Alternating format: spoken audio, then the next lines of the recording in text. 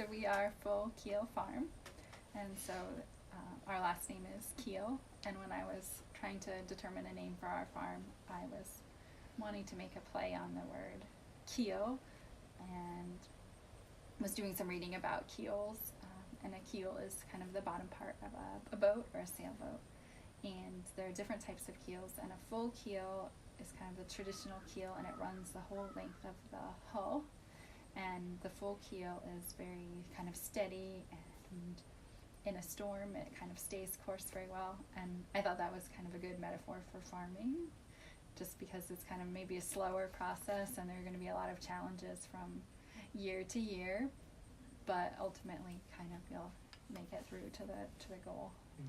So my husband and I have kind of both had a lifelong interest in agriculture, and I've always been the maybe someday dream to have a small farm, and flowers kind of seemed to be a way to make it profitable at a small scale, and it seemed like there was maybe market space available. Kind of conceived this idea of growing the cut flowers after finding some research online and some different information about people who were doing this at a small scale.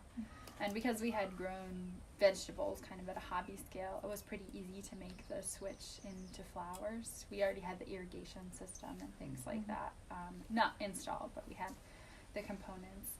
And so I just started with a few basic annuals that year that are pretty easy to grow: zinnias, cosmos, and then we worked slowly to expand the variety of flowers that we're growing, expand the time of the year that we're in production. It's about 70 to 80% of flowers that are sold in the U.S. are imported.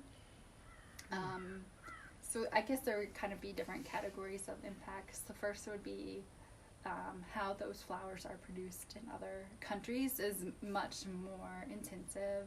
They're treated with a lot of pesticides, and you can see these pictures where people are handling them with like gloves and aprons and things like that on. So kind of what's on the flowers and what's required to grow them in kind of really intense production in those locations, and then kind of just the carbon footprint of shipping flowers long distances and with air travel.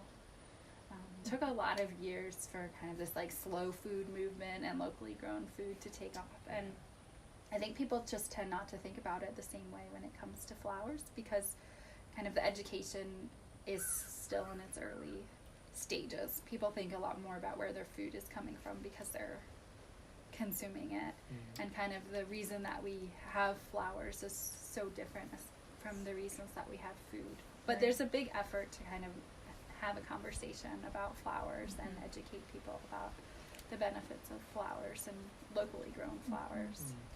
So I think we'll start to see a shift. I think if flower farmers can really produce high quality blooms, then it's easier for people to start using them, people to start asking for them.